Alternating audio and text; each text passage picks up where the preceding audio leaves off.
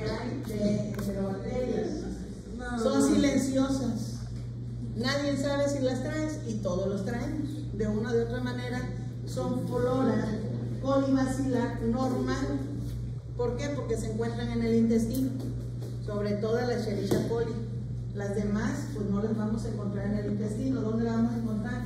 En el intestino de los animales. Y entonces, ¿por qué llegan al ser humano? Fecal. Fecal. De gotitas. Pues las gotitas no. Sí. Más que nada es contaminación fecal oral. Quiere decir que alimentos no cocidos súper bien, ensaladas no desinfectadas, uno mismo que va al baño y pues no te lavas las manos. Y seguimos con la vida rutinaria. Aguas contaminadas. Tomamos agua del pozo, sobre todo agua de los ríos. Hay gente que no tiene todavía agua potable. Yo conocí a una compañera que es química y ella me decía, incluso estudiante, no sé ahorita ni le he preguntado, pero me decía, es que a mí me gusta el agua de la llave, tiene mejor sabor. Le digo, pues tiene óxido. Pues sí, pero eso me gusta también.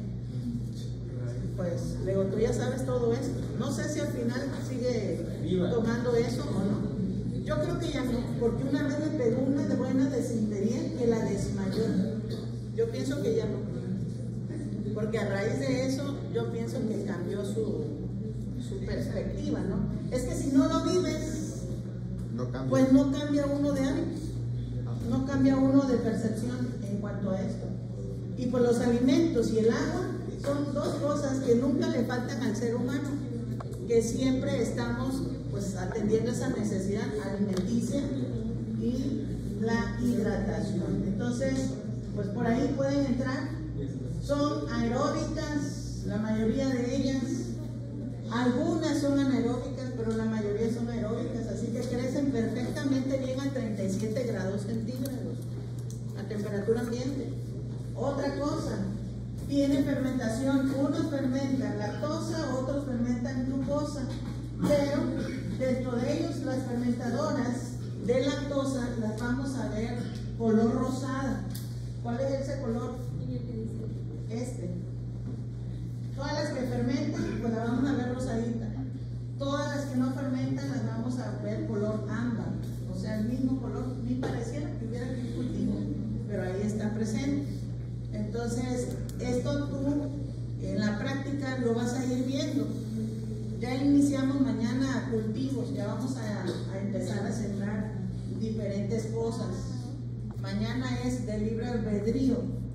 Cada quien quiere sembrar lo que le quiera observar en su entorno, lo que piense que pueda haber. A lo mejor tú dices, no, esto está impecable, está limpio, el otro, acá, allá. Bueno, pues cultívalo y ya tú te darás cuenta si está 100% garantizado. Esa es mañana, libre albedrío. Ya de ahí, pues ya tenemos cosas más puntuales que llevar. Hay que llevar muestras puntuales. Bueno, pues varias de ellas, si son enterobacterias, pues van a fermentarlas, como la E. coli Klebsiella que fermentan, Salmonella y Shigella que no fermentan.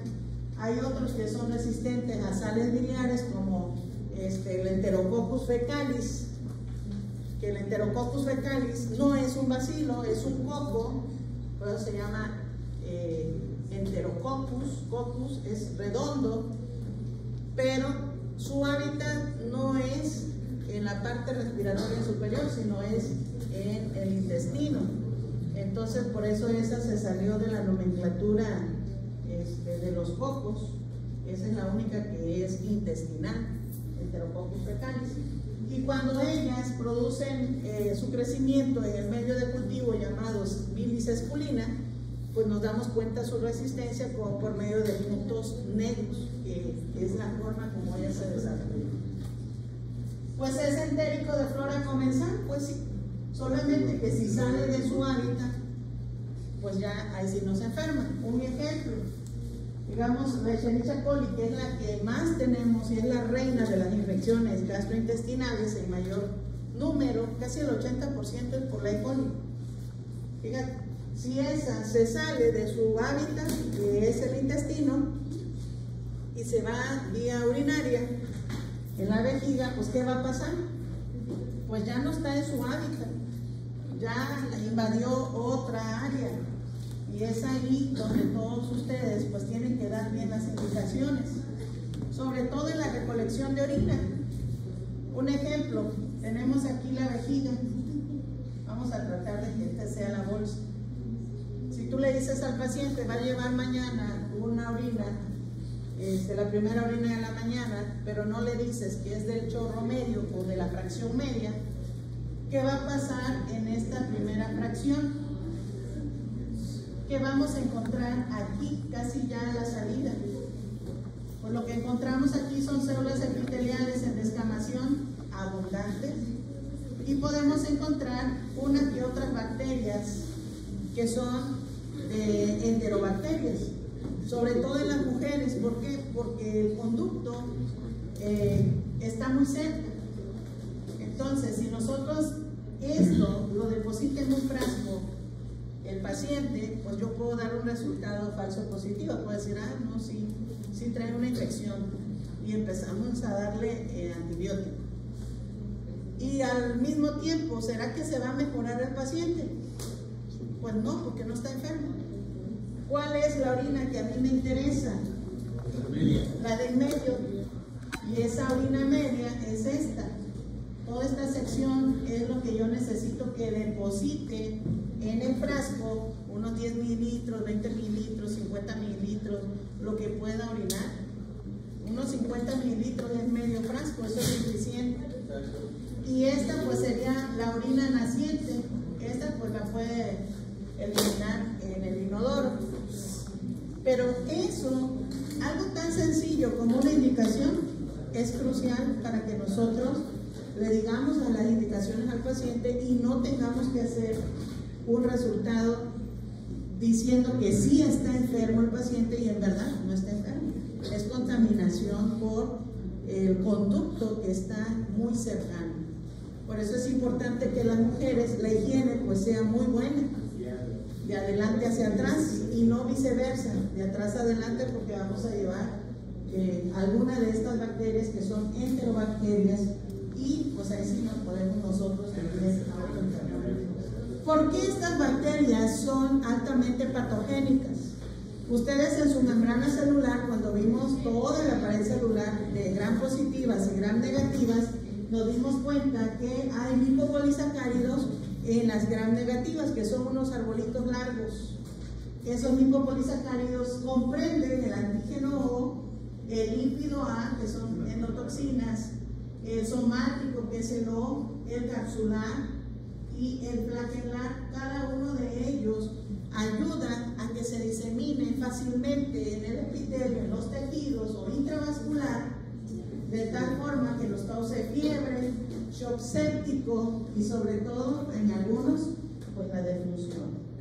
Así que vamos a hablar sobre el Vibrio cholera.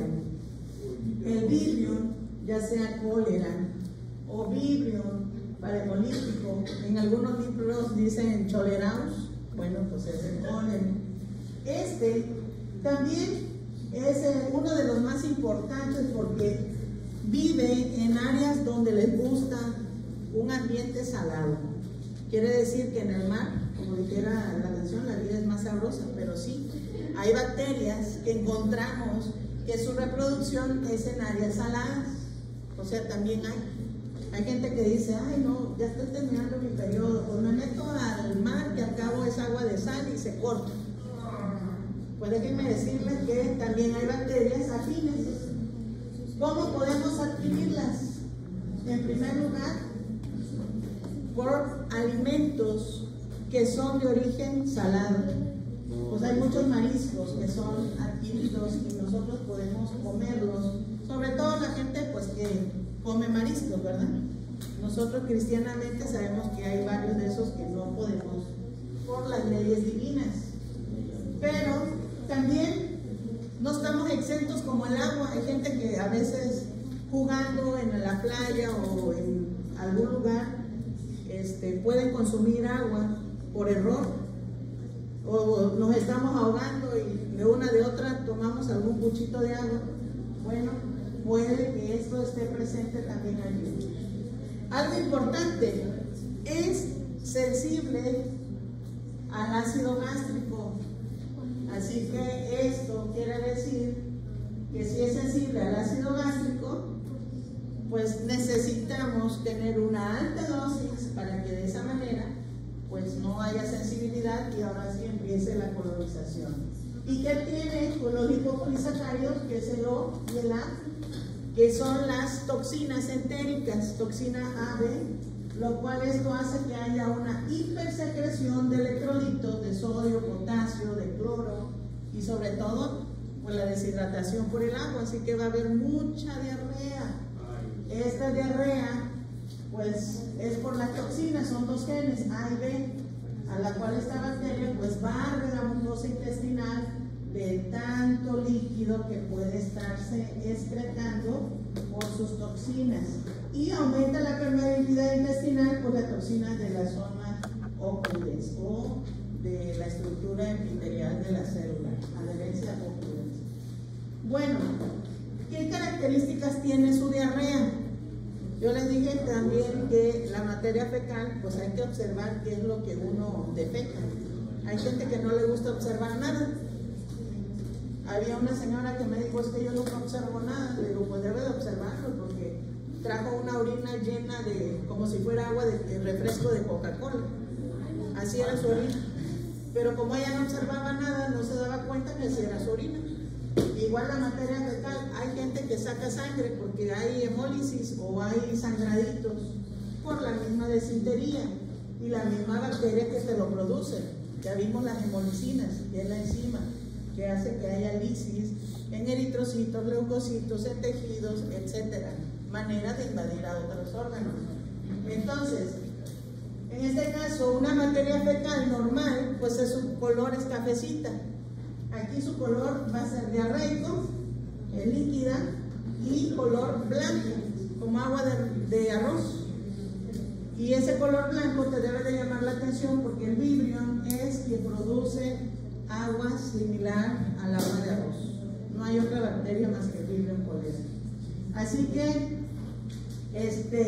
dice que su olor es dulce, como a pescado, pues la verdad yo nunca he olido un olor dulce al pescado, se ha olido así como rancidez o marisco, así medio raro, pero bueno, es agua de arroz. Esto puede haber casos severos donde puede que en poco tiempo, me comentaba un alumno, dice, yo tuve 12 evacuaciones y bajé 10 kilos en 2 días, pero pues qué buena terapia, lamentablemente que no es la manera de bajar kilos, porque la flora intestinal pues se baja, o sea, nos quedamos sin nada. Es necesario pues atendernos de inmediato. Sobre todo el Vibrion cholerae, el serotipo 01, es el que ha sido responsable de muchas pandemias, no estamos exentos. Muertes anuales y casos de 3 a 5 millones, fíjate, con 120,000 fallecimientos. No es que esto sea algo de la casualidad, sí ha habido casos externos muy fuertes. Incluso, pues ya sabemos que todo el que consume mariscos no está exento. Debe de ser bien frito o bien cocido. Si nosotros nada más le agregamos limón pensando que el limón es el que va a hacer la cocción total, el limón no hace ninguna cocción. Así que si estas bacterias aumentan, pues el inóculo va a ser muy rápido. Vamos a presentar más diarrea. ¿En qué momento se estima que hay un aumento de esta enfermedad? En los meses cálidos. Quiere decir que en los meses de vacaciones, pues es donde hay más aumento. Todo el mundo sale, se va a las playas, o sobre todo en Semana Santa, que todo el mundo, no, vacaciones, 2 semanitas, y se va. Bueno, ahí es donde hay más. Y sobre todo pacientes que consumen pues agua. El contagio va directamente fecal oral. Así que vamos a ver diarrea acuosa, vómitos. El vómito va a estar presente y pues esto puede aumentar progresivamente por la pérdida de líquidos, de electrolitos, hasta llegar a un shock hipovolémico. Así que la gastroenteritis pues puede ir aumentando de acuerdo a la toxina del serotipo 01, que es la que más nos causa problemas. ¿Qué hay que hacer? Pues hay que cultivar esa materia fecal, que es agua de arroz, para hacer un coprocultivo. Así se llama el estudio, coprocultivo. Al realizarlo, pues tú tienes que dar un medicamento de amplio espectro, para que de esa manera pues el paciente pues ya vaya sintiéndose mejor. También hay que hidratarlo, por tal motivo pues va a estar en urgencias, canalizado, para que la hidratación o la reposición de sus líquidos pues sea compensado, porque pues ha perdido mucho. En poco tiempo, en unas 4 horas, pudo ya haber hecho unas 6 evacuaciones. En unas 6 horas pudo haber tenido ya unas 12 evacuaciones. Entonces esto es una evolución muy rápida. Igual está la toxina colérica, que es la subunidad B, y esta toxina pues ha dado una protección temporal. No crean que es una protección de por vida, de que tú digas ya no me va a pasar, ya tengo la información, ya creé anticuerpos. Es temporal. Es probable que haya más recombinaciones de vacunas, de las cuales pues tengas que revacunarte. Y sobre todo la cocción, la higiene y la citromicina es algo importante, porque reduce esta carga bacteriana. Es la que todo el mundo pues toma, como pudiéramos decir, previo a, mientras en 72 horas te damos el resultado, pues ya puedes corregir la dosis del medicamento. Si la citromicina es sensible porque el paciente nunca la ha tomado, pues puede terminar su tratamiento con la citromicina, no es resistente. Pero si el paciente ya tomó medicamentos como la citromicina y creó resistencia a la penicilina, pues hay que cambiarle lo más pronto posible, ¿verdad? Ahora, las Escherichia coli. ¿Cuántos de ustedes han escuchado hablar de las Escherichia coli? Estas Escherichias son varias. Tenemos aquí la enterotoxigénica, tenemos la enteropatogénica, la enteroderivativa y la producción de la toxina Shiga, que esa es la más peligrosa. Esas toxinas pues son muy fuertes en cada uno de sus funciones. Digamos, la enterotoxigénica va directamente al intestino delgado y ahí empieza la colonización. ¿Por qué? Porque sus toxinas son termoestables y termolábiles. De las bacterias que hemos visto ahorita, ¿cuáles han sido termoestables y termolábiles? ¿Alguien que se acuerde?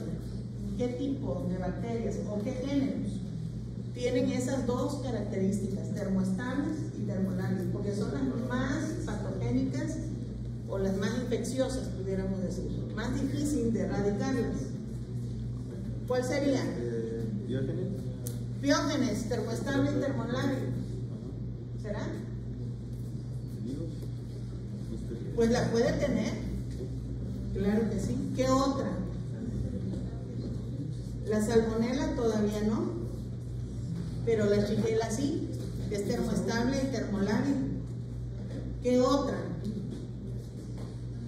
El aureo. Staphylococcus aureus es termoestable. No tiene la termolábil, pero sí es termoestable. También es muy fuerte. Y de las últimas, Bacillus y Clostridium. Esas sí tienen los dos, termoestable y termolábil. Entonces estas forman parte de esa familia. La enteropatogénica se fija al intestino delgado también, tiene adhesinas y los pilis, el cual pues lesiona todo ese borde de cepillo y empieza la acción de las manifestaciones diarreicas. Enteroagregativa igual, va directamente al intestino delgado con las fimbrias. Pero la E. coli igual está en nuestra microbioma. Sí, sí, es parte del microbioma normal. El E. coli sí. Por eso se dice flora colibacilar normal. Colibacilar es la Escherichia coli. Claro, las otras, digamos estas que son dos, termolábil y termoestable, pues ya estas, si hay un aumento del inóculo, pues ya no es flora normal, ahora sí se convierte en patogénica.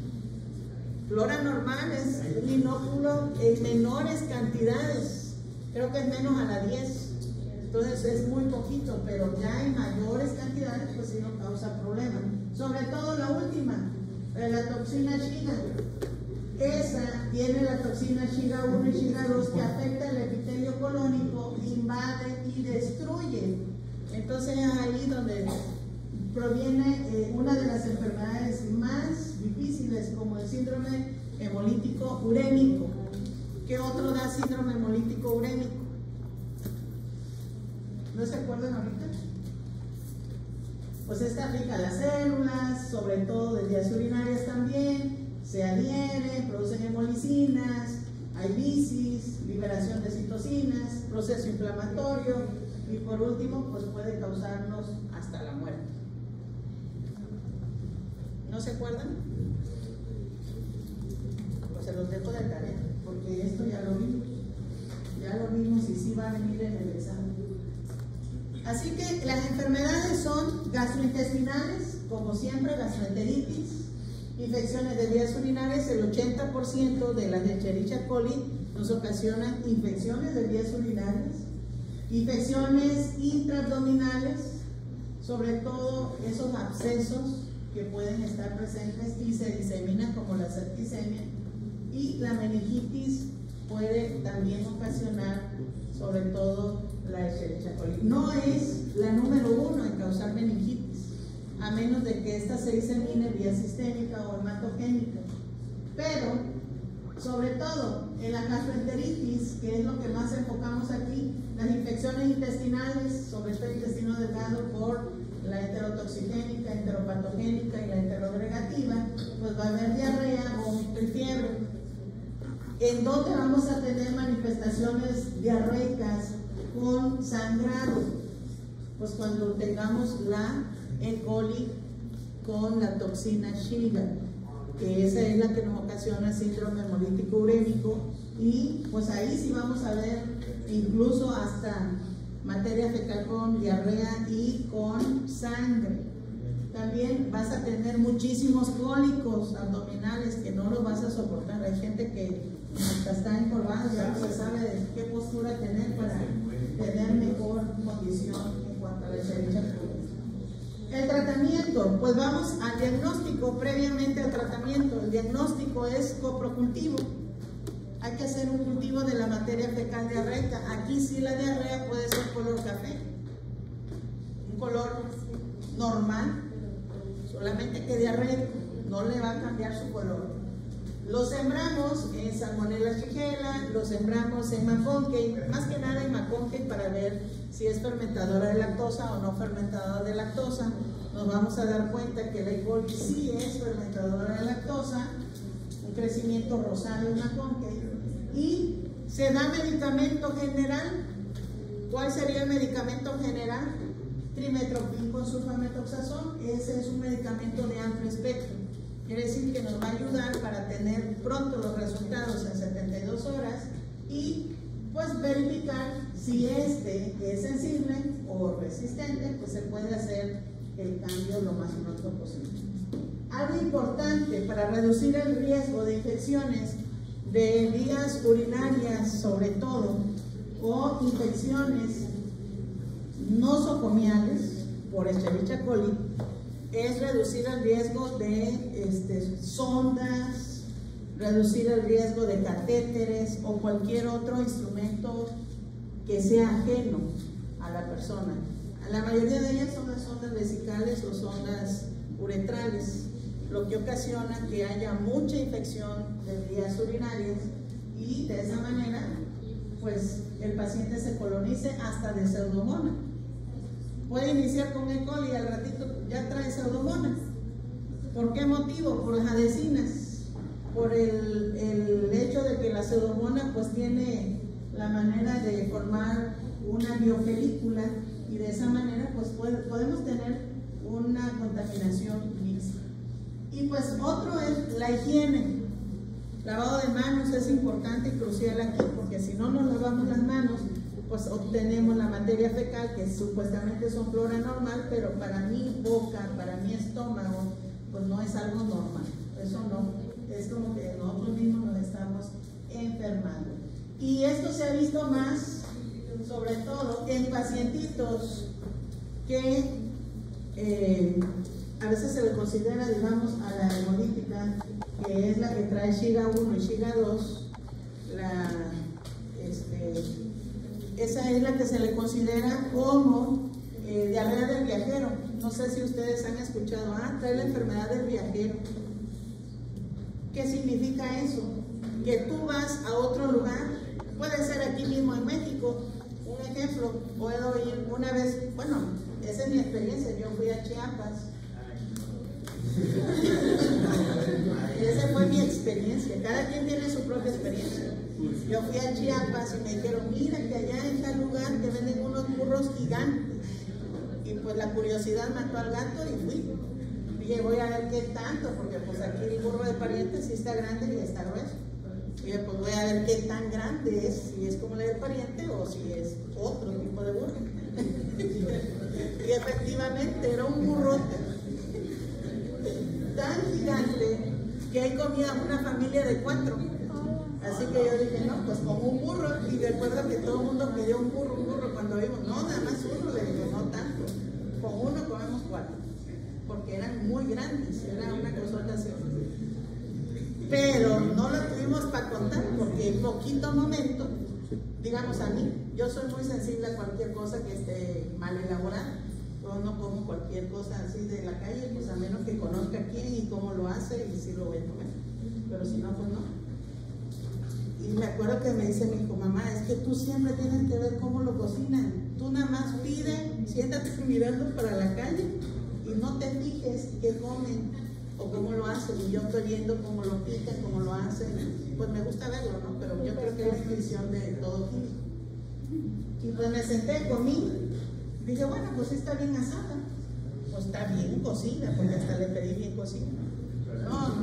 Ni en 3 horas y yo estaba con la enfermedad del diarrea del viajero. Y dije, no puede ser posible, ya sabía que me iba a enfermar, ¿para qué comí? Me dice mi hermano, ya mejor ni comas, come en un lugar donde te inspire seguridad. Y pues de esa manera te traigo este caso clínico, para que lo analices. Paciente masculino de 23 años, dice que fue recientemente a Perú, acude por diarrea líquida profusa, no hay sangre, de 3 días de evolución acompañada de dolor abdominal leve y náuseas. No hay fiebre ni vómito, pero la diarrea comenzó al segundo día de su llegada tras consumir comida callejera. En el examen físico, los signos hay presencia de deshidratación. ¿Cuál es el mecanismo patogénico más probable de este agente infeccioso de la diarrea del viajero? ¿Será la producción de la verotoxina que destruye las células endoteliales? ¿Será la invasión de la mucosa colónica que destruye la estructura celular de la diarrea? ¿O será la secreción de la enterotoxina termoestable y termolable que induce a la hipersecreción de agua y sobre todo a los electrolitos? Formación de lesiones de adhesión y borramiento de todo el epitelio intestinal. Pues ya les comenté que esta tiene sus 2 toxinas y esas 2 toxinas hacen que haya un aumento de la secreción de electrolitos y de agua.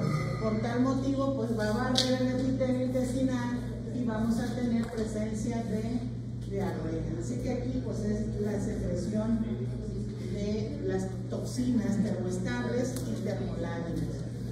Y aquí tenemos pues las 5, la enterotoxigénica, enteropatogénica, enteroagregativa, enterohemorrágica y de la toxina Shiga. Así que en dónde vamos a ver presencia de sangre, en qué tipo de bacterias de estas 5, en la enterohemorrágica y en la toxina Shiga. En esas 2 es donde más vamos a tener cólicos abdominales, presencia de sangrado. Y si te das cuenta, ¿qué estructura tiene la Escherichia coli? Son bacilos con presencia de flagelos perítricos, con presencia de adhesinas o pili y de fimbrias. Todo eso tiene la Escherichia coli. Hay otra también que es no fermentadora de lactosa y esa es la salmonela. Dentro de la salmonela tenemos la salmonela tifi, enteritidis, la paratífico, la choleraus o choleraus. Estas, las que más nos ocasionan problemas, es la tifi y la paratifis. La tifis y paratifis, esas las hemos encontrado más en pacientitos que les ha causado fiebre tifoidea. No sé cuántos de ustedes han pasado por ese trance de enfermedades con fiebre tifoidea. Facilita por la virulencia, pues va directamente al intestino delgado, al hígado, al vaso, a la médula ósea, por los macrófagos, no se queda local en un solo lugar. Y esta salmonela, pues lo adquirimos también por todos los alimentos que no están bien cocidos.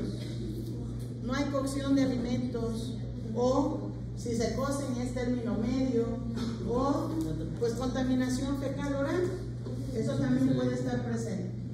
Contacto de persona a persona por la ingesta de alimentos, aguas contaminadas, etc. La salmonela sí ha sido también un motivo, sobre todo la tifis, de infecciones masivas, infecciones las cuales, pues la mayoría de ellos son personas que van de un lugar a otro, extranjeros. Digamos, pues hoy voy a otro estado, aunque sea aquí mismo en México, pues puedo ir y ya me puede dar también la salmonelosis. O voy a otro país, pues también no tengo esa costumbre de ciertos alimentos o no conozco en qué lugares puedo comer, pues eso puede ocurrir que podamos tener una infección causada por salmonela. ¿Qué tendríamos de manifestaciones clínicas? Número 1, la fiebre. Estaba pensando, pero no sé. La fiebre de 10 a 14 días tras la ingesta de algún alimento que viniera colonizado por salmonella tifus. Va a haber fiebre y cada vez pues se va a ir acrecentando más, digamos 37.5, 38, 38.5, 40. Ya 40 pues ya estamos pues podemos hasta convulsionar. Entonces esto pues no hay que dejar que esto avance, porque puede haber cefalea, mialgia, fiebre, anorexia. Esto nos puede demorar una semana o más, imagínense. Y pues problemas gastrointestinales no pueden faltar. ¿Qué otra cosa?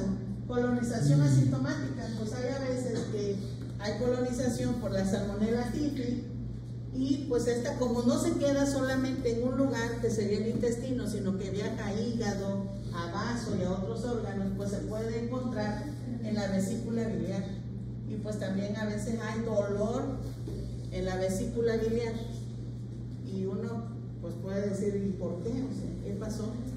Al grado que, pues si se detecta lo más pronto posible, pues se da antibiótico, y eso nos puede ayudar muchísimo para la inhibición. De lo contrario, pues sí podemos tener problemas severos en vesícula biliar. Así que podemos encontrarla en la sangre. Fíjate, en la primera fase de la enfermedad, si tomamos, por eso en los pacientes, en todos los pacientes hay que hacer también, en la mayoría de ellos, hemocultivo, porque si se va vía hematogénica podemos tener presencia de ellos en la sangre, y posteriormente podemos aislarlo en segundo lugar en la materia fecal. Hacemos un coprocultivo antes de que llegue a la vesícula biliar, porque si de lo contrario pues ya lo tenemos diseminado, y a eso reconocemos como bacteremia. Y ya cuando se ha detectado que está presente la salmonela, pues podemos dar medicamentos tópicos de amplio espectro, como la trimestoprim con sulfametoxazol. Ese es una cefalosporina de amplio espectro, para que pues pueda parar esa reproducibilidad patogénica de la salmonela, y pues al tener el resultado pues verificamos. Últimamente ese medicamento ha sido un poco más resistente, porque todo el mundo lo compra o todo el mundo se lo dan por ser de amplio espectro.